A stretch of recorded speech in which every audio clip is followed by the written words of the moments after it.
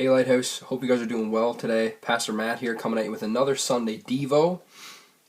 Before I do, we just want to kind of dig into a little bit of what is going on with Lighthouse in the next while. So, Easter's coming fast, it's 2 weeks away, and we often do big celebrations for Easter. Unfortunately this year we can't do those in person, but we still want to make your Easter weekend special. So what we are going to do is we're going to have a sign up that Pastor Crystal will either already have released or she'll release later, so stay tuned for that info.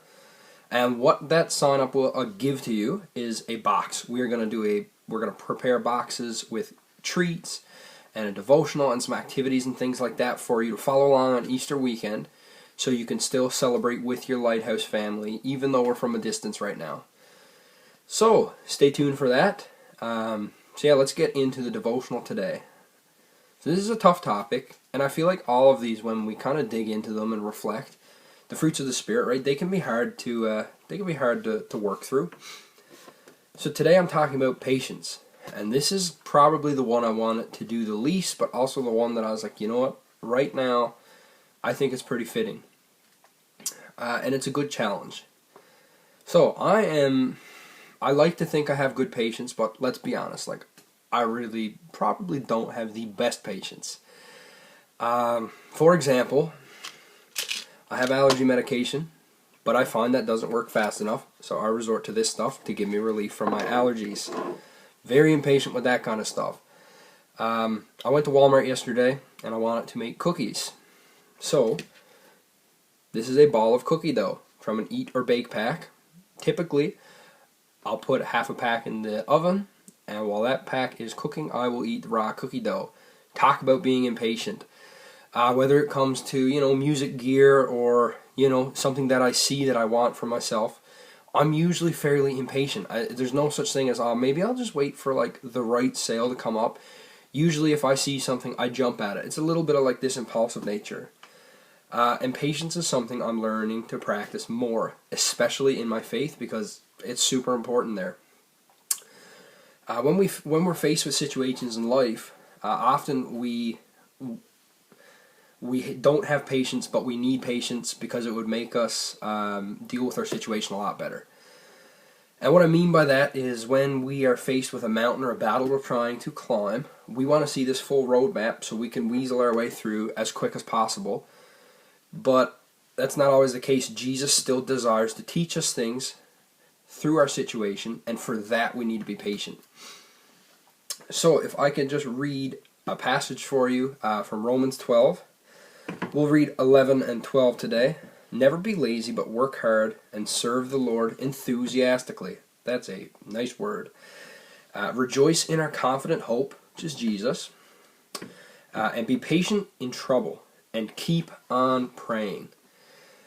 And just a couple points, I'm not going to be too long today, but that's a pretty great verse. One, it gives us a little bit of an insight on what we need to do through our situations. This whole idea of not being lazy and serving the Lord enthusiastically, when this is applied to our faith, it really speaks to that fact that we need to wait on the Lord, and we need to wait for His timing. When we wait for Jesus to show us the best possible outcome or show us how to do things, though it can be stressful, it can really bum us out, it's really, like, it will be the best possible outcome. He only wants the best for you, and He can see the bigger picture. If we had the roadmap, like I said, we're going to try to do it as quick as possible, and you know what that often leads to? Shortcuts, like eating cookies before they're cooked. It's still the same product, but it's a shortcut. I wanted to eat a cookie and have that taste in my mouth early, so I ate the raw cookie dough. But in our faith, we really can't take shortcuts, because often that leads to like we settle for an answer, or we settle for something.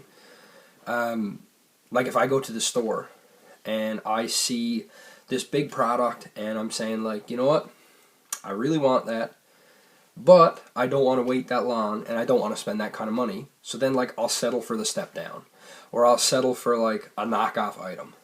Though it might, temporarily be alright, it might not have the longevity that we need. And so I just want us to know that we need to be patient in our faith and to not take shortcuts. Another thing is that we often have to remember to be patient in what we already have. And I guess what I mean by that is we might be facing some really difficult situations, and that makes it very hard to focus on the positives of what we're going through right now. I can remember a time in my life where I was dealing with something like pretty heavy in my eyes back when I was in high school, and all I wanted was to be on the other side of it. And all I could think to, when I would pray is like, Lord, why do I have to go through this right now? Why can't it be done? Why can't I be on the other side?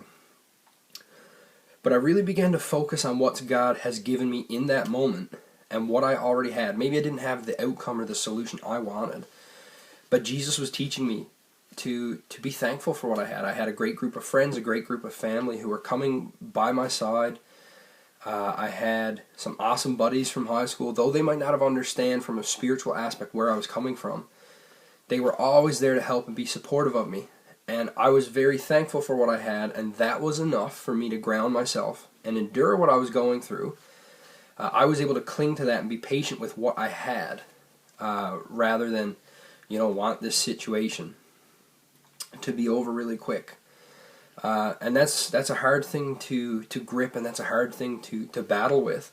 But I think it is a very good, a good lesson. And I guess piggybacking off that point, I also want to, encourage us to be patient in our situation, because our situations aren't always easy. And usually, we go to God when we have these big issues that we need solved, right?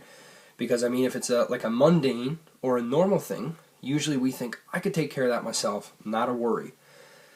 And then, maybe we won't pray, or maybe we won't look to God for that answer the same way we would when we're in need. That way, when we're in this place, when we are preparing for our solution, we need to be patient. And we need to say, okay, God, I'm in this situation now, and I do want to know what's on the other side, and I do want to keep looking forward. But right now, show me what I have, show me what I need, right now, in or through my situation. So that's a lot of different points about being patient, but I pray today that you'll take something away from that, and that, we will understand that it's, not always good to take an easy way or take a shortcut out. It usually doesn't last. That satisfaction doesn't linger with us. We need to remember what we have, and to be patient and to be thankful for what we have in our situations. And we need to, going off that, be patient with what we're going through. We need to be patient with what God is showing us in the moment. And when we can learn that a little more, it's very helpful. So as I close, let me just read those two verses for you one more time, if that's cool. Never be lazy, but work hard and serve the Lord enthusiastically. So when we're in our situations, though it really is hard, we still need to give Jesus our everything. Rejoice in our confident hope, and be patient in trouble, and keep on praying. When we don't know what to do and we need to be patient in our situation, I encourage you to pray and to look to God, because that's one of the ways, through prayer and reading your Bible, He really speaks to us. So when we need to be patient in our situation, I encourage you guys to turn to Him. And that's all. Have a great one.